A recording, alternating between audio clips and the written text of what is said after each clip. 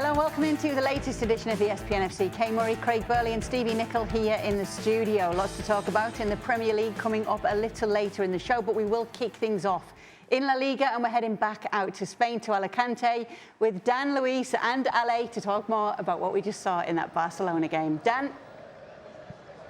Thank you very much, Kate. A lot of drama today, as you say, in the Premier League. We saw that late winner for Real Madrid yesterday against Espanyol. Not quite as dramatic today as Barcelona. There are going to be bigger tests to come, obviously, for Barcelona, considering Elche just about scraped in to La Liga last season. However, this was an impressive win for Hansi Flick's side. Overall, perfect start, wasn't it, for the German to see his team go out there and do that? Yeah, exactly. And he started the team with a few new faces after the Gamper last week. Today was a little bit of Xavi Spark in one side, Eric and Bernal involved into the game. Up front, I think that a lot of quality.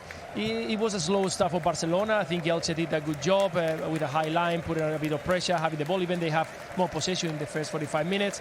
But then when they ran out of legs and Barcelona started replacing players, it was very difficult to stop. So I think overall it's a great result for Barcelona. A very good start because it shows the depth in this squad. Not only the youngsters, but also the amount of talent that they got. What in particular will Hansi Flick be happy with today? I think the attitude of the group that came on the field to start the match, the leadership of Rafinha. I think he's going to enjoy what he saw out of Xavi Sparta on the left-hand side, even though this is more of a central midfielder player, but he's doing a job. And it allows him to then make decisions into the second half. And what he really is going to like is in the second half, the pressure remain. And those that came on the field even put that pressure even higher on Elche. You see the runs in behind from Anthony Gordon, the performance of Fermin Lopez. I thought that actually Pedri coming on the field, even though it comes because of the injury of Gavi, gave this team a presence in the midfield, gave this team rhythm in the midfield. And honestly, if you're looking to start a season, you want to see a lot of good things from your team. And what we saw from Barcelona today is a lot of good things, a lot of things that you can build on, a lot of things that are going to make Hansi Flick happy. And you don't have the same questions that you have from Real Madrid last night. After last night's match with Real Madrid, you kind of go, yeah, they got the win, but they got the win, but there are questions. They got the win, but I'm not sure that they have the answers just yet, and Jose Mourinho's got a lot of work to do. If you're Hansi Flick and you watch the performance, especially in the second half, you kind of go, yeah, we got this team lined up where we want it to be. It was a really good start of the season. We talked a lot about Rafinha when he was injured last season and about how Barcelona aren't the same team without him. That demonstrated and then some today, didn't it? Yeah, exactly. It's a massive difference between a team with him and... Imagine if you are upset and angry and frustrated in the first game of the season. Well, what happens when you get into November, into December, until the turn into the new year and things become a grind? And your team is winning, by the way. Your team is dominating. Your team is scoring goals. Just because you're not having the best match, it doesn't mean that now everything is just hard work and the shoulders are down.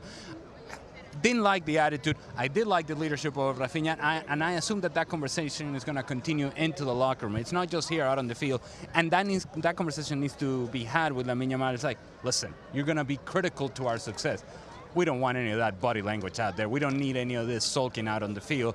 Do your job just like we're doing our job. We're running for you, run for us, and we're going to be successful together. Yeah, exactly. It's not about you every single time. You don't have to have the spotlight. You don't have to be the best player. You don't have to pick up the best player of the game every single game. And sometimes we will need some runs. Sometimes you will need a little bit of intensity from you. It's not about you having the ball. It's not about you making the dribble, making the assist, or trying to score in goals. Today, it looked annoyed from the first minute. He was far away. He wasn't even involved. He wasn't tracking back. Barcelona had a few problems in that left side in the first 45 minutes because you got a player very quick and he wasn't tracking back. So, in the end, I think that Hansi Flick put him into the team to allow him to get rhythm of the competition, because he's another player like we've seen Pedri, we've seen other players who has been rested because they are not ready to compete for 90 minutes. And I think that the approach was totally wrong, take it wrong from his side. You have to come here, make a lot of efforts, because this is what you're going to use to the rest of the season. Because you didn't have a preseason. You're not going to have time to get ready, to have physicality but you're 18 and you think that you can cope with everything, and it's not true.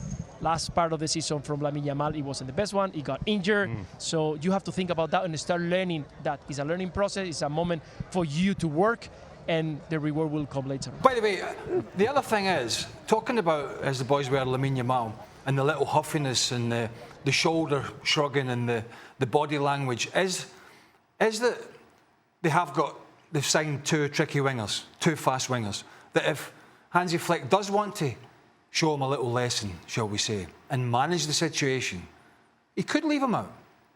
No, I'm not suggesting those two are not in the same sort of planet as Lamine Yamal when he's on form, but you don't want a scenario where you have the Vinny Jr. scenario at Real Madrid leaking into a teenager who's pretty much won it all, but doesn't understand that there's a managing of a whole season, which is why half the players were on the bench, which is why he was taken off, which is why he may not start every game at the start of this season because of the World Cup, and he has to understand that. But more importantly, as brilliant as he's been, he needs to know that it's not all about him. And beefing up the squad, I think, is part of that. They've got Adeyemi, who wasn't brilliant, particularly in the first half, but got his goal, and Anthony Gordon come on. So they've got people that if Hansi Flick wants to say, do you know what, I just need to trim you down a little bit, then he could do that with Lamine Yamal. Hold that thought, because Anthony Gordon is with our Gemma Soler speaking right now. Yes, we are with Anthony Gordon after a great debut. Congratulations on this first official match. 2 assists and feeling very comfortable in this team. Very comfortable. I think it's very easy to feel comfortable in this team because the guys are amazing people, but more importantly, amazing players. You see the ability for some of the goals, some of the creativity in the team. It makes my job so much more easy because in the end, I just have to run in behind and Pedri will find me with the pass. So almost your first goal, your first ball, you have the chance to shoot, but you decide to give it to Fermin. Why? I think it's the right decision. I think if Fermin had the ball and I was in his position, I would want him to pass. I think it's the correct football decision. We're a team. It's not about me scoring or Fermin or anybody else. The manager knows I can play there, but it's up to the manager, Deco, and the president to organise the squad, which so far they've done an amazing job. So tell me your first impressions about sharing a locker room with Lamine Yamal. He was a little bit upset today. What do you think about him, how he's working with him? Lamine, he's really surprised me because he's so mature for his age. He's so young. He's achieved so much in his career already, but his level of maturity has really surprised me. He's a very inspiring person. He trains well. He's in amazing shape. He's a machine. And like I said, his mindset has really surprised me. I'm very impressed. One last question. You're going to be playing 3 La Liga games in 8 days, the beginning of the season, a lot of heat. Do you think the team is strong enough at this beginning? Yeah, of course. I mean, with Barcelona, we have the best players, as always. Like I said before, Deco has done an incredible job of organising the team and getting great players to come to the squad. We still have Rodri, who's not here, the World Cup's best player, Ballon d'Or winner. So we're in an amazing place. We have to just continue. Just one last one. Are you adapted to the language, to the food, to the Catalan food? Have you tried pam tumaca, truita? The food here and the life is amazing. I knew this before coming, but I think even more so than I expected. The people really surprised me. The people are so warm. They've welcomed me really, really well. I'm learning Catalan and Spanish, so really difficult. So soon, hopefully, I can do these interviews in Spanish. I can speak Spanish. The problem is to listen to the questions. But soon, give me 1 month and I will be okay. Felicitats, congratulations. Thank you very much. Thank you. Thank you very much. He's doing all the right things and he's saying all the right things. But he does realise he's going out in the United States, so although there's a lot of Spanish speaking here, it's not going to work for me and his nibs and you sat here, even you that lived in Spain. Man, he was saying all the right things, wasn't he? He's only been, he just landed in the plane yesterday, didn't he? He was definitely saying all the right things, but he did all the right things on the pitch. I think what he said, I think what he said in terms of the decision making, forget all the Barcelona's great, Deco's the best thing since sliced bread, Lamine Yamal's the most grown up teenager in the world, forget all that. I think the one thing that he said was really important was that the decisions that are made in the final third were the right decisions for the team, not for him to look good with the supporters because he got a goal. He's looked better because he's been unselfish. Off the back of talking about Lamine Yamal as we were, being a little bit selfish today, and we've seen that before with this youngster at times, and Hansi Flick has managed it very, very well and will probably continue to do so.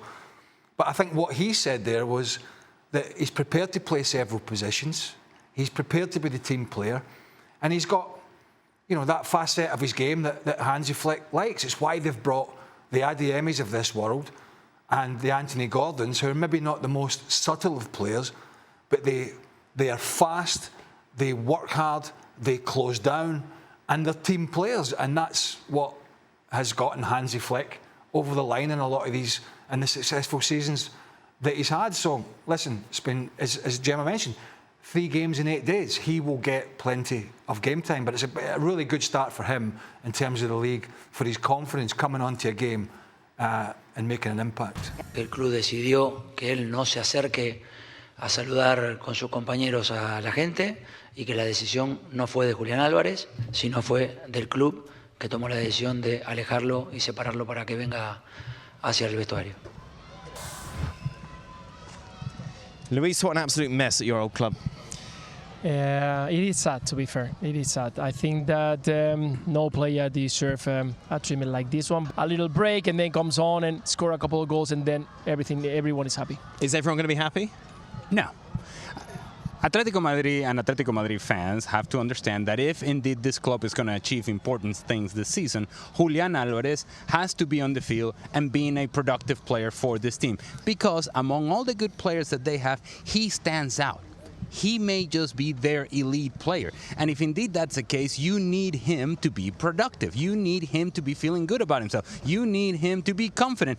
I'm going to assume that being booed in your home stadium is not conducive nor ideal for you to feel good about yourself nor your situation. Now, he brought it upon himself in saying what he said because he was trying to push the move. But now, if indeed the move is not going to happen, then it's best for Atletico Madrid, the fans, and Julián Álvarez to move forward. And moving forward cannot include him being booed at home. That is not conducive to success for anybody, for the fans, for the club, for Julián Álvarez, for anybody. Thank you very much. We thank Luis Garcia. One of the fans came up to him and said, "You're my second favourite ever Liverpool player." John Arisa was number 1. Number 1. And a man who had, from Norway, and a man so who it had makes certainly sense. had more drinks than teeth would not accept the fact that I wasn't Conor Gallagher. But I would definitely take that in the future. Just a reminder, La Liga continues this week. It's Real Madrid against Real Sociedad, their first home game of the season on Wednesday. And then 24 hours later, imagine a great reception for the World Cup winners at the Camp Nou. Barca against Athletic Club. Those matches available on the ESPN app. Lovely, thank you, Conor. Hey, Great by the work. way, Stevie was just saying to me off camera, you 3 would make a great back 3. I'm not quite sure what that means. Well, you're all kind of level. You're all kind of level there, which is telling me it's not the tallest back line I've ever seen. Tell you what, but they're mobile. I'd love to play against any at corners, that's for sure. I really want to hear more about the Liverpool fullbacks. That was fascinating. Yeah, well. Let's not revisit that. Thank you so much, guys. Thanks for all your Yeah, well, I'm glad you had to hang around. Newcastle and Liverpool, 2-2 it would finish for Andoni Iraola. A dramatic start to the campaign. Let me start there at the end, because you did just mention that penalty. Matthias Jaisley, you'll have seen speaking after the game, said it was a soft penalty. What does that mean? It's either a foul or it's not a foul. If it's a foul, it's a penalty, and it's not soft. It's either not a foul. You got this soft nonsense. People come out with all that. I'm sorry, I don't get it. If that was in the other penalty box, I would be saying the exact same thing. And again, I don't get where the debate is, because it's clear as day for me. Because it's not the foot or the shin that Lewis Hall connects with doesn't mean it's not a penalty kick. It's the thigh, which the sort of knee-stroke thigh which he extends into Munoz, who's very quick, by the way. If you watched him play for Osasuna last year, he is super fast and super direct. And he sort of takes the bait, doesn't he? So it's a penalty. It sort of masked over the problems a little bit, in a sense that Iraola has, because, you know, Newcastle, we know, have sold the houses. That's going to be a difficult job for them. It's about youngsters. It's about piecing it together with the new manager and all that, sort of selling the crown jewels. For Liverpool, what we're going to get. We were talking about this before we came on air. One of the issues, and there are many for him to solve. Isak been a big one. Wirtz still, huge issue. You could argue the biggest issue they have is the fullbacks. Fullbacks, Milos Kerkez and Jeremy Frimpong. The fullbacks in today's game, the fullbacks, fullbacks, of course, every position's always important. But the fullback in the modern game is way more involved, both offensively and defensively, than you always had to defend as a fullback. Of course you did. But never has a fullback had to do as much going forward, whether they're inverting into midfield like a lot of them do, because that's the trend. And then you've got to do the defensive aspect as well. Both those players are struggling big time in both those areas. They're not great going forward, and that's maybe nice, and they're terrible defensively. Now, the only thing I was thinking, and I think Frimpong, I saw him at Wembley about 15 months ago, and I swear to God, he could walk under this table. He can't. He's not a fullback, right? He can't play fullback. He's too small. He's not physically strong enough to be a fullback. He's just not. And I don't even think he's a winger, so I don't know what the hell he is. And my only saving grace with Kirk is that it's Areola. And they had him at Bournemouth. And he knows what he can do. And maybe the player will get a bit of confidence from that. But that's kind of where I'm hanging at the moment with him. The problem with Kirk is he's had a pre-season with him. And he stepped on the field today, and he was exactly the same player today as he was all of last season. And when I say that, I'm talking about there is no control. There's no composure in anything he does. And it seems a little harsh that we're kind of bashing on about the two fullbacks, because I'm sorry, the captain, Virgil van Dijk, again, has to take a lot of responsibility for this. You know, the fact that Liverpool, both goals are lost on counter-attacks, one that was inside Newcastle's box and the other was on the edge of the box. And between there and the ball hitting the back of the net, there's not a challenge or a tackle or anybody doing anything to stop Newcastle getting forward. And in my opinion, that's down to the centre-back, number one, and number two, your captain. When you're going forward, part of your job is to make sure that if the ball's coughed up or the opposition get it, either you and all the people around, all the players around you, are in a position where you can defend quickly. You can't stand back and let a team just run straight at you. And Virgil van Dijk on the second goal, not only did he let them run straight at you, he backed off from the halfway line all the way into his own penalty box and never got close to anybody. You have to engage the ball somewhere down the line, and he did neither of those things. So I'm sorry, the two fullbacks struggling big time, but you know, Virgil van Dijk, in my opinion, today struggled again as well. He looks as if we saw this last year with him. He looks to me, and also Kirk he's needed help from day one, and he hasn't had it from his captain. Last year he hung him out to dry. I've lost count how many times he's thrown the arms up at Kirkes, because he was struggling. But Virgil van Dijk looks to me as a player, if he was having a Christmas dinner for all the players, Kirkes would be the last one to be invited, and he's the one that's next to him. But he looks to me as if Van Dijk knows he's struggling and doesn't want to help him. And the fact that he's dropping off as many times as he does, I think it's an admittance that he's scared for players to run in behind him now. And he never had that before, because he was a Rolls Royce. He was as quick as the strikers, but if not quicker. Stronger than them, he was quicker than them. He'd positioned himself well, and he'd always get there first, pretty much. I think he knows in his own mind now, if he squeezes that a little bit, he'll get done in behind. He used to be, go on then, try and get you can by beat me. Yeah. Now he's like, I'm going to make sure you don't get him and you don't get in behind me. And that's why he keeps dropping off. And now he's got a youngster beside him. We're probably going to have to see Araujo come in, who has had his struggles at Barcelona, but he's experienced. And then, look, I don't want to be too down, because it's the first day of the season. There's been a lot of horrible performances in the Premier League, which we'll get to from some of the top teams. But the old problems that he had last year is still there. Florian Wirtz, come on, man, roll your sleeves up, show a bit of grit. Wirtz and Isak. I know we've got to talk about the defence, but you have to talk about the price tags on these players and what's expected of them. And of course, it's just the start of the season. But it's not the price tags. It's Isak looks like he will crumble with the pressure of fans shouting at him, of what the expectations at Liverpool are. Yes, he had a lot of injuries, but I'm going to give him a break today, Craig, Isak, because it was Newcastle. Yes, why? Because of the circumstances and because of the game today, I'm going to break on this. And the only reason I'm doing it is because a guy called Wayne Rooney, who arguably is one of the best forwards England ever produced, has never had a decent game of football at Liverpool ever. because that's the treatment he would get every time he went to Liverpool. And he never once had a good game. Never once had an average game. And actually, on one occasion, Fergie left him at home.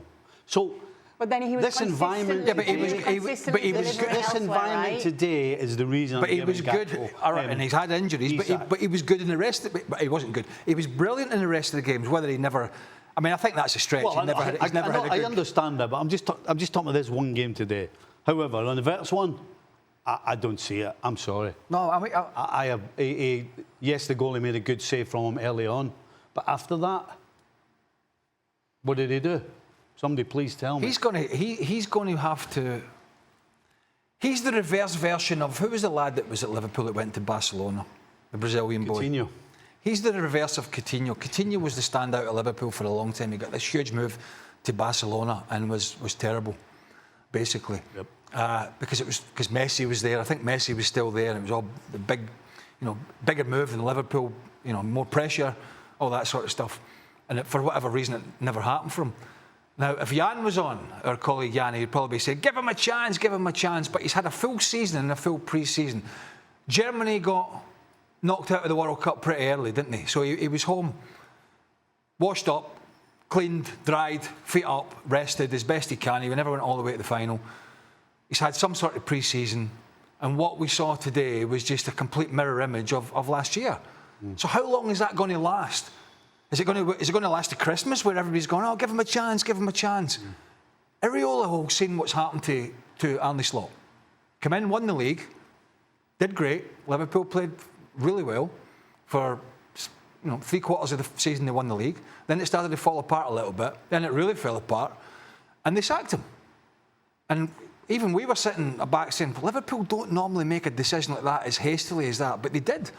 And in Areola's mind, as much as they say, well, they're going to back me, he can't have passengers and Liverpool are having another struggling season because they might just say, do you know what? We're not going to compound the error by keeping him. We're going to move on again.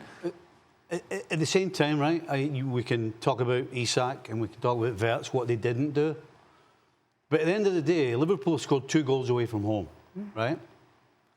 And I think most managers in the Premier League, if you said to them before every game, well, you're going to get 2 goals away from home, they would all accept that.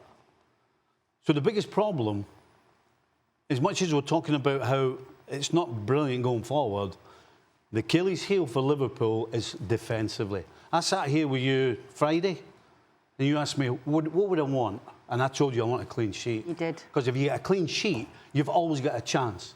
And if you've got forwards with the talent that they have, although we haven't seen it, if you keep a clean sheet, then it might come. You can take time to let it come. But the way this team defends, that is absolutely 100% their biggest problem, defensively. And I include the middle of the park. Because if the middle of the park was better and stronger, it would stop them getting there on maybe 50% of the occasion, but it's not. So that's where the biggest problem is. We all know Areola's a really good manager. If you watched the Bournemouth game at City today, which I'm sure we'll probably touch on, which they lost in the end, but they were winning the game with 6 minutes to go, and it really was Areola's team, really. And you could see what all the work they've done over the years and why they finished so high in the season last year. Marco Rosa's taken over, but it really is Areola's team. You can see what he's built. The problem is he's moved up several rungs in the ladder here, and the time you get at Bournemouth and the scrutiny you get at Bournemouth is not Liverpool. It's not even close. So he's obviously going to get time, but he needs some backing. They've got to sign the right players to help him figure this thing out. And at the moment, they're after what looked like they had a great summer last year in terms of their transfer activity. It just seems that they almost have to start all the way over again. So yeah, it was a good point, but bearing in mind it's a Newcastle side that have been pretty much a club that's been in disarray this summer. I thought I was going to see a bit more from Liverpool. 2 sets of fans to give a tribute to Kevin Keegan. Yeah, I think I heard John Champion on the NBC commentary say that Kevin wanted to go back, was hoping to go back to Newcastle to a game one last time because he knew obviously the time was short for him. He never got that chance. Xhaka was at the game as many other ex-players and I'm sure coaches were. And Xhaka played in that team. Never mind Kevin Keegan as a player, playing at Liverpool and Newcastle and starting at Scunthorpe and then going to Germany and winning what he did, was what he did with that Newcastle team was, it was just a mirror image of him as a player. They never got over the line that year because Man United caught them in that infamous year with Kevin Keegan gave that interview. But the football that they played, the team that he built with the Ginolas and Rob Lee, Les Ferdinand, all these guys, and the list goes on. People always talk about clubs being sleeping giants. I mean, they were fast asleep, and then he came. And that is why you see what you did today. That's how much they love him, because he transformed that club into what it is today. There's no question. I worked with Kevin when ESPN UK was still going. We had the Premier League rights on a Saturday at 5 p.m, 12 p.m. East Coast here. And I did about 18 months in the studio with him and Ray Stubbs. Stubbs used to host it. And he never once in all that time talked about himself, on or off camera, as a player. When I had Newcastle, I did this. When I was at Hamburg and when I was at Liverpool, I did this. I won the Ballon d'Or twice. He never mentioned it. If you asked him, he may have talked about it, but he never sat there and sort of spoke to you about everything he achieved.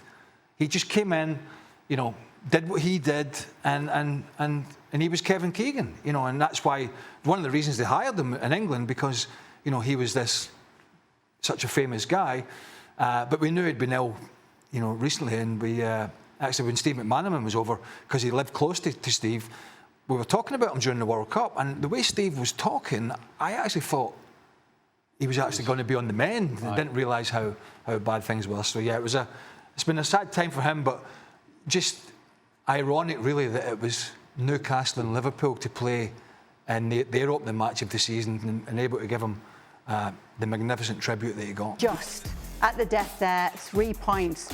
But the game changer on the day was Ryan Cherky coming on when he did to get the 2 assists and make the difference for Manchester City, and they needed him today. Yeah, I mean, I suppose you could put it in a win's a win category. I mean, they dominated the bulk of the second half. But yeah, I think, again, there's more questions than answers with the players they've lost, with the manager they've lost. But Haaland will score goals, we know that. And Cherky is obviously a game changer, whether he'll play from the start, whether he can find a place from in a sort of team, because he's a bit of he's a free spirit. There's no doubt about that. He can do something brilliant, but whether he's going to fit into the shape of a team and do the other side of it remains to be seen. And if I'm Mateo Kovacic, or particularly Nico Gonzalez, and I want to know if my time's up at Man City, I've only got to see that Mark Gay is playing in midfield. And I know as a central midfielder, Nico Gonzalez was 60 million. Mateo Kovacic has played at Real Madrid and all over the place, World Cup finals. You've got a centre-half playing in midfield ahead of you. So he's clearly trying to find the right answers. And this game looked like it was going to get away from him against a well-organised Bournemouth side that were sort of trying to play on the counter-attack.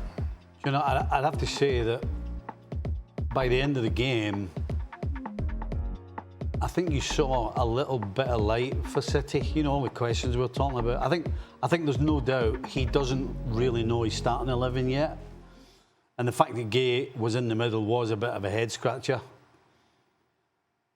But I think the fact that with, 12 minutes to go, they're 1-0 down, they don't look like they're going to break through, and you're thinking, teams that challenge for the title and win the title, this is the type of game they win. And it didn't feel as though they were going to do that. But you know what? 15 minutes later, the final whistle, they'd won this game. They weren't at their best, but yet they dominated. And so if he can work out and put the pieces of the puzzle together, then there's no reason why they can't challenge. Because it's about winning. And sometimes to win this way so early, when there's so many questions, galvanises everybody. In the same way that if they'd lost this would have been tough to swallow. Yeah. Bournemouth are a good side. Particularly after Arsenal. Aye, but Bournemouth's a good side.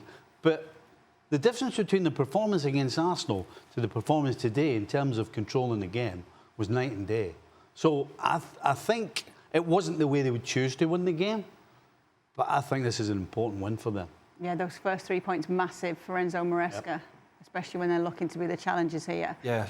Let's talk about coming into City then, because we do know that they've agreed a full agreement with Lille to sign the 18-year-old Moroccan international Ayoub Bouadi, and that's going to help rebuild the midfield following Rodri's departure. And so that's going to be a big boost to the team after what we saw today, surely. Yeah, but it's always, when you're in a title-winning side in a club that's as much success as they've had, as good as this young man is, you can't just pile the whole season on a youngster saying, if we sign this guy, this will be the difference. However, it is very exciting for him and the club, and you know, it would take years for somebody to come in and be able to do the things that Rodri did, how he's read the game, how, you know, when City were under pressure and a full-back had it, he'd always make himself available, and somehow they'd get it into him and he'd find a pass around the corner, or he'd get it out to the other side.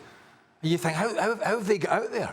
And they got out because he was always putting himself in a position to receive the ball under pressure and get out. That's experience, confidence and talent, and that's a lot to ask if you're doing that with a youngster who's maybe coughing the ball up a little bit more.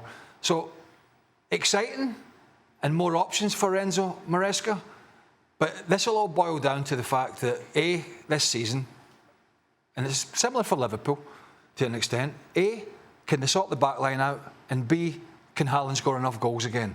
If that's the case, they're going to give themselves at least a chance. Yeah, coming down to that.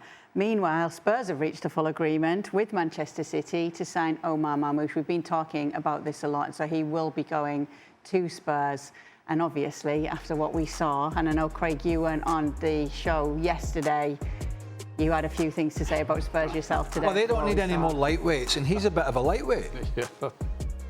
Him and Savinho are lightweights. Well, that was the lads were saying yesterday, that they were missing those strong players, those fighters. Lightweights. They got bullied. They got completely bullied yesterday, is what they did.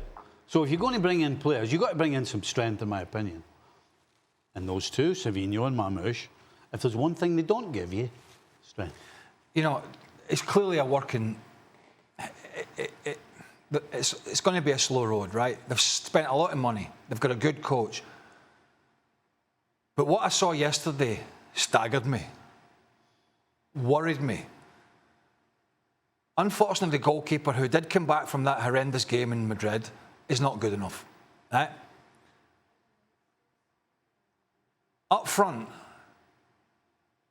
Richarlison is nothing more, and I mean this, he's the most un-Brazilian Brazilian I think I've seen for many a year. He's nothing more than comes on for 10 minutes or 15 minutes here or there as a battering ram, and every now and again he gets the odd couple of goals and people go, see, he's really good. No, he's not. As a midfielder, the thing you hate the most is somebody that wants to fight defenders but can't hold the ball up. And then you look at the middle, I mean, I can't tell you, but Bergvall's a young player, plays for Sweden in the World Cup. Why you try to roll your foot over the ball when it's a challenge that has to be made? He's trying to roll his foot over the ball and be smarty pants.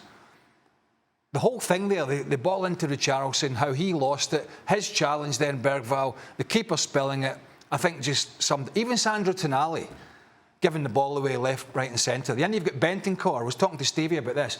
A Uruguayan international, he's played for Juventus and God knows who else, and yet whether he starts or comes on, if I was playing in the midfield with him, I'd get him by the scruff of the neck and say, I don't want you to go more than 10 or 15 yards here and there.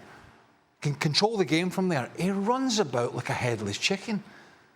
And so they've got new signings at the back, 2 new centre-halves played, so they don't know each other. Van de Ven wasn't available. There are so many questions. So I don't know, I said to Stevie, I don't know whether De Zerbi went in there and rattled a few. It was so bad, or whether he went in there and went, listen, it's a work in progress. I don't know which way he would have gone yesterday, but I was staggered by how bad. So hold your thoughts on Spurs, because they're going to come up in extra time. I know that we've got more to say about them. Oh, those smug guys in Spain. You're all right. You've just got back from your holiday. Whenever he's on the road, he turns... Well, he's always smug, isn't he, Thomas? But he's like this sort of smug, because he has to listen to us, hang around and listen to us, and he doesn't like we're talking about fullbacks and stuff, because he doesn't understand, does he? No clue. It's clueless to him. He likes bullet points. The only thing he understands, bullet points. Doesn't like new... And He's just, I don't know, he's even smugger, if that's a word. His first lie was that he was listening. Right. Yeah, I had to listen. Right off the I'm had to listen to you talking about fullbacks. Oh, sorry. He was listening, it'll be the first time. He'll be back soon, don't worry. Okay. He wants to dress up, but you take him shopping, will you? I mean, the T-shirt's all right. I mean, but he can't pull it off. He can't. Okay, does Barca really need a number 9? PSG has done it twice without one. Done what twice? Oh, the Champions League. Yeah. Well, they've got one. Gonzalo Ramos, or they had one. He's gone to Milan, I believe.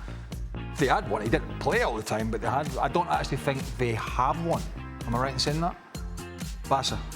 No. So they also, PSG did have one. Right. He was used sparingly. Didn't use him. No, because Dembele's form was, as it was, Ballon d'Or winner. They don't actually. I don't believe they don't actually have one. So if it gets to that point where something else is not working, they don't have a go-to. Anthony Gordon. By the way, his Scouse accent is softened a lot, isn't it? Yeah, but he's trying to be dead sensible, though. But it's a bit in Newcastle, isn't it? Once the being in a new place wears off, then we'll get the real Anthony Gordon the way he speaks. He was trying so hard today. But Anthony Gordon was saying, in the interview today, I'll play there. I've told them they know it. If they need me, I'll play there. I mean, he wasn't quite talking Steve McLaren when he came back from No, he wasn't. In fact, even Marcus Rashford went a bit slow, and you could hear him, speaking slowly. But I think he did all right today. No, he did. Yeah. He speaks Spanish as well, does he not? Yeah, well, he spoke Spanish in his presentation, didn't he? But brilliant. He said in a month he's going to be doing some of his interviews in Spanish. Oh, well, that's not good. We don't need them in Spanish. It's not good yet. to us, is it? But the Deportes boys will be all right. Not good to us. While Madrid made hard work of Espanyol yesterday, Barca continue to be very dynamic and in control in their games. What can Mourinho do differently to Ancelotti, Alonso and Arbeloa to stop the seemingly well-oiled machine from winning a third league title in a row? Do you know what? I thought the first 10 or 15 minutes, I thought, that's a little different. They're closing down, they're working hard, they're winning the ball back higher and earlier, and I thought, this is a little different, because previously, and Mac had mentioned this, didn't last long, did it? They were too easy to play against the last couple of years, because they basically, Real Madrid they basically let teams play. In the first 15 minutes, Bellingham, Mbappe, and by the way, Bellingham looks as if he's continuing from the World Cup, he's just got his chest puffed out. But they were running and winning it back, and I thought, this is... And then I think they thought, this is hard work. Let's just go back to what we were doing before, which is setting off. And they went back into their shell of what they were before. And it was an uninspiring performance. Espi, who signed from Levante, gets the winner. But it never looked like coming, to be honest. So there's a lot of work to be done there, and again, the middle of the park is... Gula played some nice passes, but I don't know if he's going to be the answer. I don't think Valverde's the answer in the middle either. He's just a worker, isn't he? In that position. I can see Alexander-Arnold getting some game time in there. I don't see him getting much at fullback, which is a problem for him. But I think Alexander-Arnold's actually a better passer with the ball than Gula. You know what? Right now, certainly long. Right now, in a transfer window, I would take Alexander-Arnold back in a heartbeat. To Liverpool? To Liverpool. Oh. In a heartbeat. Not because defensively is any better, but he can keep the ball. You don't lose the ball. Whereas today, what we saw from Liverpool's two fullbacks, they cannot keep the ball to save their life. Whether they're passing it or crossing it, they never seem to find a red jersey. And for all the problems he has from a defensive point of view, I would take him back in a heartbeat. It's good to see Vinny Jr.'s changed, isn't it? He's new 6-year deal, diving around the second half. Mourinho was asked about it. Mourinho, now obviously on the same side as Vinny, was saying that, it's not fair, should have been a red card, and then he gets it too much, he gets kicked, and he didn't like what he saw, basically, saying it was bullying. Talking about. Well, we'll be back on for Real Madrid on Wednesday. Real Madrid Wednesday? Yeah. Against Sociedad? Yes. So we'll get to see. At home? At home. So let's see if there's any, because they were pretty. I mean, they were pretty bad at home last year. They got jeered a lot, didn't they? Whistled a lot. Got outplayed a lot by teams that were, literally in the bottom six. Let's see. And we've talked about this for a while. There's going to be some sparks, isn't there, with Mourinho? We know that's coming.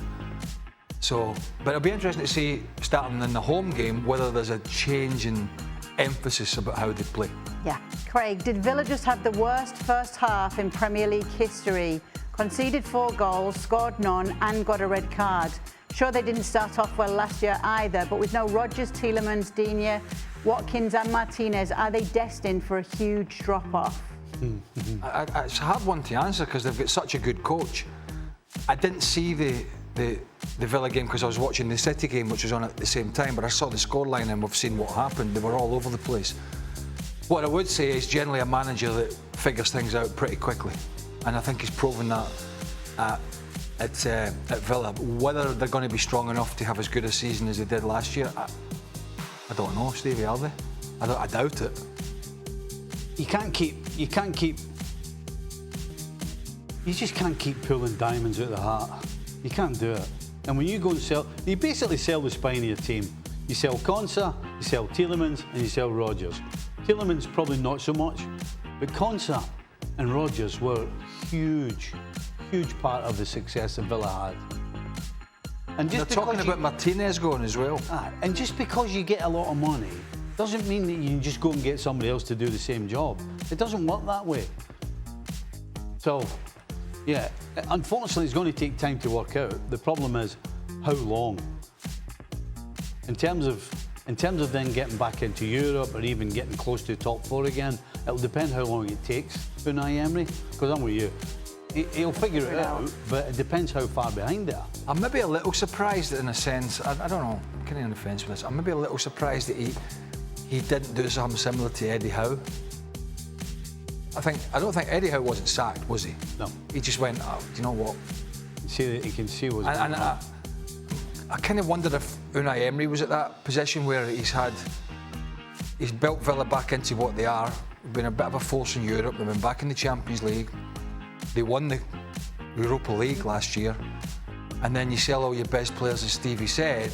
Whether he thought, do you know what, now's the time to go for a new challenge because it's just going to be more difficult year in, year out. But for whatever reason, he's decided to stay. Stick around.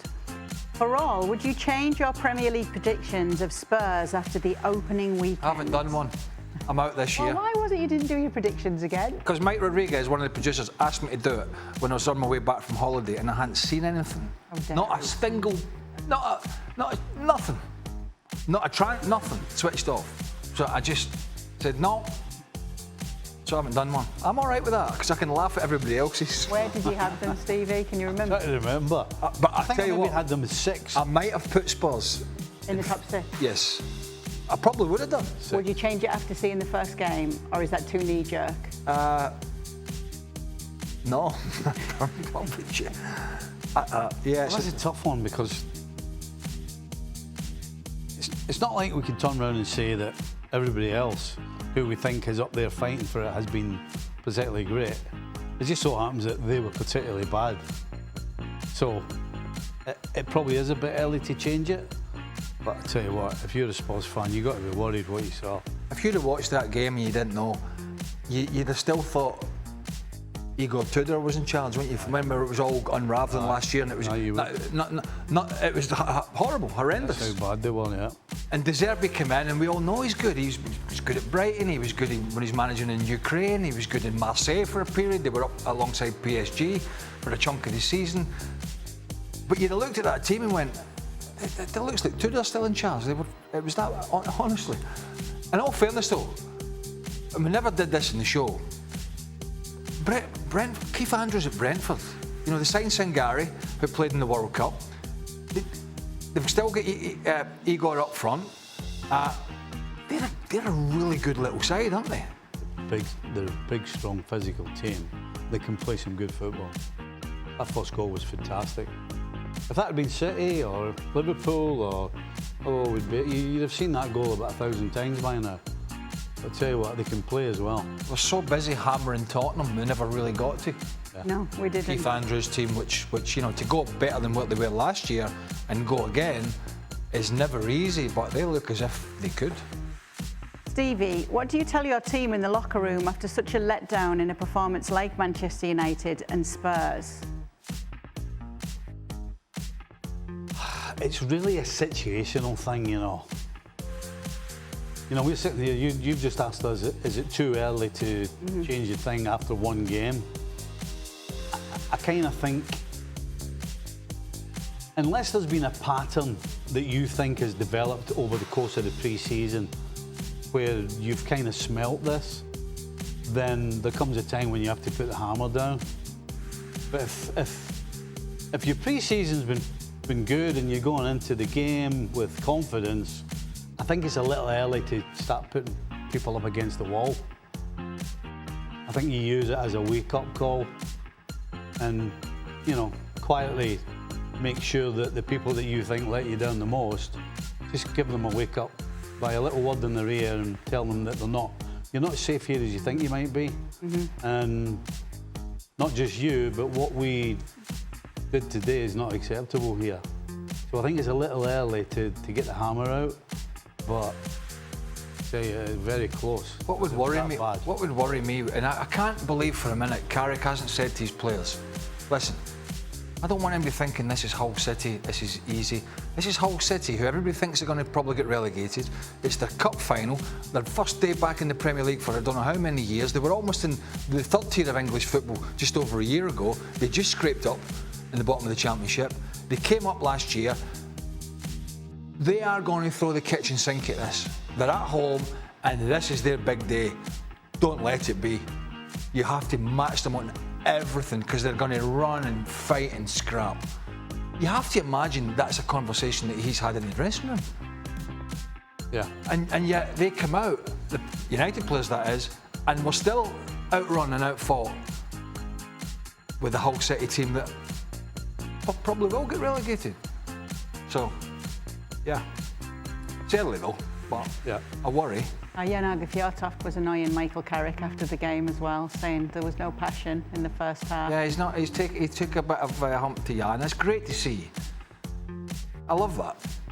Yeah. Well, not having a hump with Jan. Not having a hump, but Jan just getting in there with the questions. Too many softs, you know, particularly in the UK, right? The UK broadcasters, they not generally a reporter's questions, not all the time, but most of the time is like she's rolling it out, the red carpet for a soft answer. So, you know, he did take the hump though. I mean, he really took the hump. Aye. You know, I mean, you have to be, and this is you always, when the things are going bad, you always find everybody out. And Carrick has not had a bad thing happen to him yet since he went to Man United. And then he saw Jan. And then he meets Jan, who gives him a tough question because Jan's not going to give people dollies, like Greg said a lot of them do. Yeah. And he didn't react well to it. No. You know, he sort of just bit straight back. Instead of being a little calmer and say, look, this is not what we wanted, but he didn't do that. He told Jan it was ridiculous to say there was no passion in the first half, and he said to Jan, "You were a player yourself, come on." Yeah. After just been out, you know, out fought and he could have said a lot of things. He could have. And I know they would start quickly, but they really did surprise us, or, you know, just something like that. Well, he could have even... Instead, he just threw more fuel on the fire. He didn't like the word passion, and he could have just... You're right, he threw more fuel on it because Jan came back at him, but he could have said... I mean, he could easily have said, look, I wouldn't say... He could easily have said something like, look, I wouldn't say it was a lack of passion, but there was a lot I wasn't happy with. And that's it, and you stop. A lot in that first half, and whatever it was, there's a lot I wouldn't say passion, you know what I mean? That's what you say, then button it. So, anyway, we're all perfect, aren't we? That is. Button it. No, he didn't. Oh, look. Yeah, she's a bit soft in this one. Michael Carrick. Michael Carrick. I've just twigged. Oh, Michael's nice. Poor Michael. And he's from my neck of the woods as well. Well, that's good to know, though, because there's nothing better than seeing somebody that can be irked. Because you keep going back for more. So, one thing we did see this weekend is Erling Haaland has had his locks chopped. And it reminded us of Stevie, and we want to know who did it better. Well, actually, but He's got more than I have. yeah, but actually, what happened was Erling Haaland went in and asked for that. What you have to understand that he went in for his normal haircut and came out like that. Yes. Because he couldn't tell he forgot what number was the higher and lower, a number 2 or a number 5. I love that they, instead of just having the hairdressers like, okay, I think he's got this wrong, I'll decide this for him, just following exactly what you said was the best bit. But yeah, not too far off actually, Stevie. Yeah. If you haven't seen Haaland, punched him in the Haaland mouth. rings Pep Guardiola, he rings Jack Grealish, he rings Zlatan. Do you know what gets me with that? To show them his new hair, and it's Do you know what brilliant. gets me with the picture on the right of Haaland? The picture with Stevie with the short hair. You know what gets me in that picture?